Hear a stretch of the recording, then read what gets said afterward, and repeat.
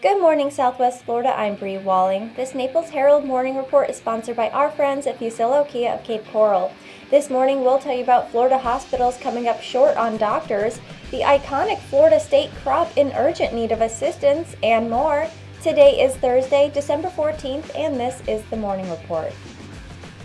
Florida hospitals have seen a 29% increase in the number of residency slots since 2013, but the state still faces physician shortages, according to a report on graduate medical education. The report shows that Collier, Lee, and Sarasota counties face a severe shortage of primary care physicians. And despite the state adding over 1,000 residency slots in the last 4 years, the report shows that the number of residencies in neurology, thoracic surgery, nephrology, and ophthalmology has declined. The president and CEO of Mount Sinai Medical Center said he hopes lawmakers will consider the funding as they meet in January to begin working on a state budget for the upcoming year. He would like the legislature to provide Southwest Florida hospitals a $100,000 bonus for each physician graduate and to provide another $5 million to entice hospitals to retain medical education slots in those fields coming up short. The request is in addition to the already existing graduate medical education initiatives. In 2013, lawmakers directed $80 million in recurring funding and directed it toward the statewide Medicaid residency program. Read more online. Lingering after effects of Hurricane Irma limited tourism and visitation in Collier in October, but despite a decline in visitors' occupancy, spending, and tourism, tax increases rose. The Naples, Marco Island, and Everglades Convention and Visitors Bureau reported a 3.2% increase in average daily rate for rooms over last year, fueled by high demand from returning visitors and post-hurricane workers. And hotels were pleased to see that revenue per average room increased 9.2%, a big help to them considering the revenue they lost while properties were closed due to damages or waiting for their power to return.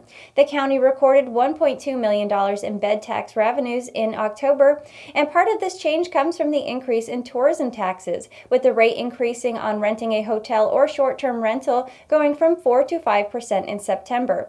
It's part of an effort to fund an amateur sports complex as well as ongoing beach renourishment and maintenance efforts. Overall, Irma's impacts haven't put too much of a damper on local tourism in 2017. Orange crop projections continue to sink lower and lower as the full scope of the devastation that September's hurricane had on Florida's agriculture industry continued to come into focus. And sadly, the latest forecast call for perhaps the worst citrus crop on record. The USDA dropped their forecast for this year's citrus crop by another 8%.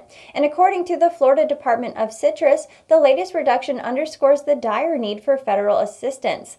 Florida citrus growers are making decisions on next season's crop now, and they need to know they have the support necessary to keep the American icon alive. A $44 billion relief package is working its way through Congress, but 2 prior relief packages have come and gone without anything for Florida citrus growers. Officials are trying to ensure that the citrus industry assistance is in the third.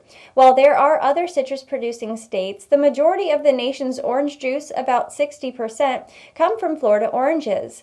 Those in the industry fear that the low crop could drive up orange juice prices or erode Florida citrus market shares as oranges are imported from elsewhere, including Mexico and Brazil.